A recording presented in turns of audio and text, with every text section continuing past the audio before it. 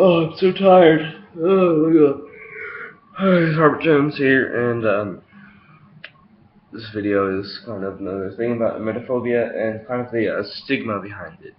Um, for one, when I'm telling people, kicker sort of hurts, about the me having emetophobia, ah, sorry, they laugh and say, "Oh, well, that's weird," that's what, like, oh yeah, I hate vomiting too, and it's good and all and everything, but like, I don't think anybody enjoys vomiting except for metaphiles. Metaphilia, it's very, very strange. I don't. That's like ultimate. Like, I need Viagra the rest of my life if I see vomit type of thing. I hate it. It's terrible. I mean, I don't see how anybody enjoys it, but I mean, like, there's like nobody loves, like, people with arachnophobia. Nobody loves spiders. Nobody loves being bit by spiders. Nobody loves spiders being in their house. The people who are arachnophobic, it's actually one of the most common phobias. I think a huge portion of the population has it. But I mean, people with arachnophobia, which I actually have too, but it's mild.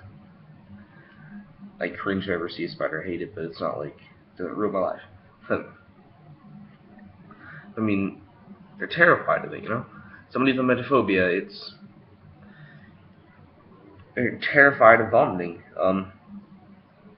I have people who I've told about it who will fake vomit. They'll pretend like they're about to throw up.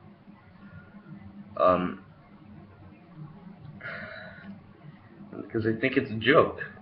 It's not a joke. I mean, it's caused me terrible anxiety for years. It causes people terrible anxiety for years. It's it can rule somebody's life. I was talking to my cousin a few weeks ago, like a month ago. Let's see, we were on vacation. My dad, we were eating at some Texas steakhouse thing in Amarillo, Texas, where you can get the 72-ounce steak, and if you eat that whole thing, you have it for free. But if you don't eat the whole thing, it will cost you $72. Anyway, um, we were eating there. We didn't do that whole challenge thing, but there are people who were taking on the challenge, and I was afraid to watch them because I was afraid they were gonna throw up. But my dad, though, he choked on a piece of steak, and you know, he tried to drink lemonade to take it down. He was drowning on some lemonade, so it looked like he vomited all over the table. So I ran out, and it went to the ER. It turned out he had inflammation and stuck there. It's good they got it out and everything, but I stayed behind, and my mother told my cousin, 16-year-old bitchy little cousin, to stay behind because I didn't know if my dad was gonna vomit or not or whatever. It's just like my cousin didn't have to stay behind. It was like, oh, whatever. But the whole time she's talking about, you know what, your phobia is just so no, it's just bitching about it. Like, you know what, I have friends who have fear of heights and they take it on. It doesn't rule their life in that. I'm like, well, people with fear of heights don't live like on fear all the time. They don't leave the house and then just go to any public street or whatever and then just freak out, okay? Because they're on the street level, like on the street level or in the subways or anything like that. I freak the fuck out because people vomit and everything. It's like, I'm sorry, people have true fear. I have fear of heights though. It's terrible, but I'm at the top of the Eiffel Tower. It was like, ugh, but it was nice. It's, I mean, you're not kept up at night, all night, over fear of heights.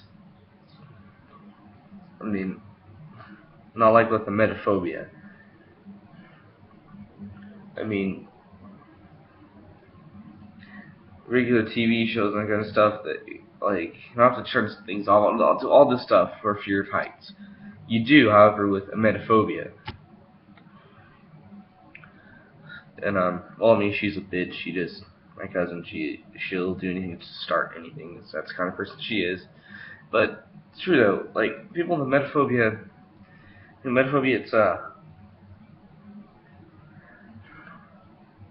uh, it's not taken quite seriously, but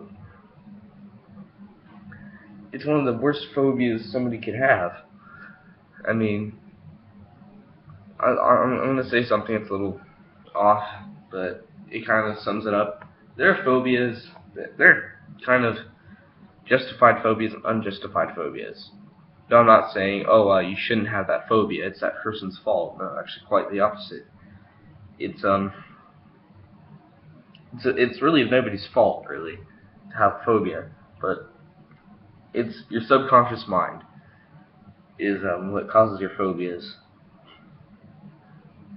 Your subconscious mind, is justified in having fear of heights or arachnophobia, fear of heights, arachnids, spiders, creepy crawlers, that kind of thing. But let's see, what else? So weird. Even sometimes fear of the dark, it's a little, um, it's kind of an evolutionary thing, I suppose. But where your subconscious mind isn't justified in doing this to you is things like what I have, emetophobia. And vomiting is actually a really harmless process, unless you're not drinking or anything, any water, and you dehydrate or something. But it's a really harmless process. So then other like odd phobias or just different phobias, like fear of needles actually is really useless. I have it terribly.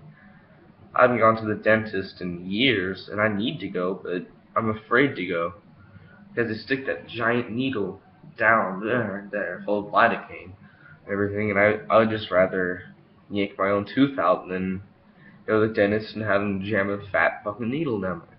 But anyway, that fears that you that will stop you from seeking help you need. And agoraphobia, that's another unjustified phobia. Again, it's your subconscious mind's fault, not your fault. It's there's no reason your subconscious mind should be doing this, but it is doing that to you, and it's ridiculous. I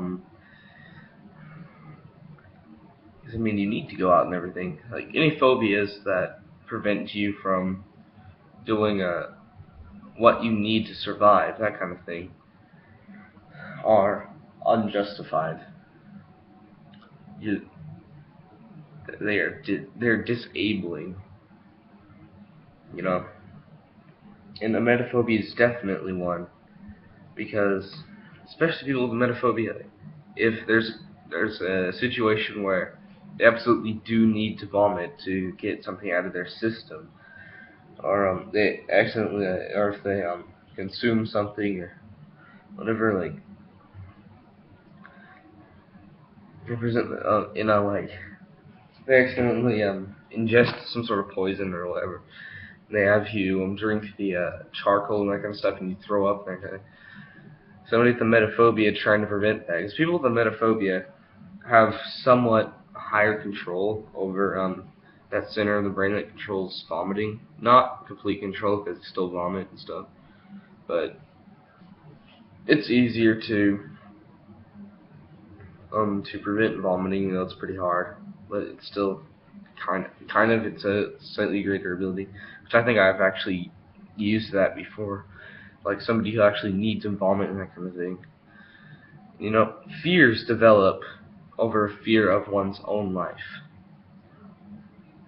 I'm afraid of death, actually. I guess it's a lot of fears are what your subconscious perceives as self-preservation, and so I'm afraid of dying, death. Things that can cause me to die. So I guess that's self-preservation. So you know? Because again, like fear of heights. I was just on my roof like a few days ago, spraying off their solar panels, and roof is 25 feet high. Ugh. Sorry, stretching. Yeah, roof is 25 feet high. I mean, there's a reason to be scared, because if I fall off, I die or become severely injured. But even with vomiting, what happens when you vomit? You vomit, bleh. Then the worst that has is dehydration, which can be easily solved once your stomach is settled down a bit. You can take small sips of water. I guess slight pain in your teeth. I heard like when you vomit, it kind of hurts your teeth a little because it's so acidic. But and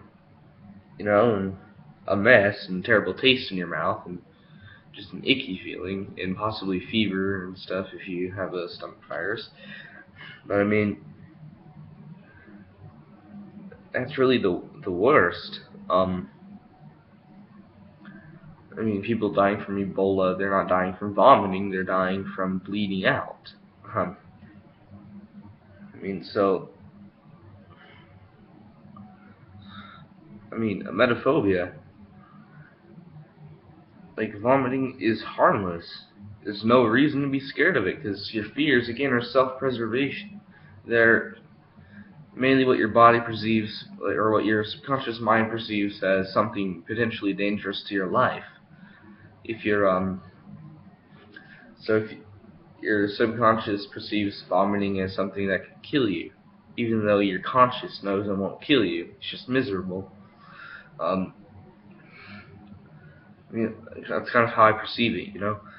So, anyway, I'm kind of forgetting the point out of this video. It's just,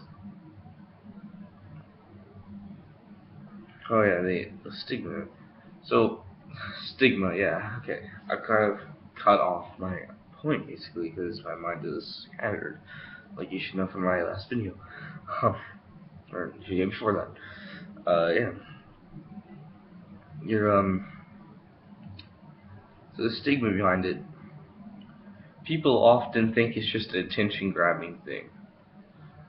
That's what I've gotten before, like, oh, we just get over it, you know? That's the most common thing I've been told. Oh, just get over it, you know? It's not something that you just get over. It takes a lot.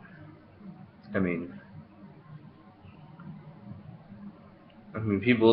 nobody would intentionally torture themselves with emetophobia, and again, take it from me, I'm somebody who hates attention, really. I hate being the center of attention in any case. I enjoy myself, being on the sidelines, So, I mean, I never do anything for attention, just, like, like, unless I'm, like, internet trolling on, like, Yahoo Answers just to be an idiot. But, I mean, like,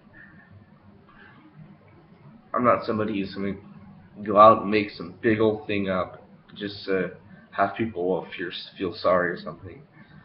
Like, emetophobia is not an attention-grabbing thing. It causes millions of people much anxiety, and I feel people should know that, I mean, yeah, basically. So, anyway, that's my video. Comment, rate, subscribe. Please subscribe. I only have 2 subscribers. I have to end this.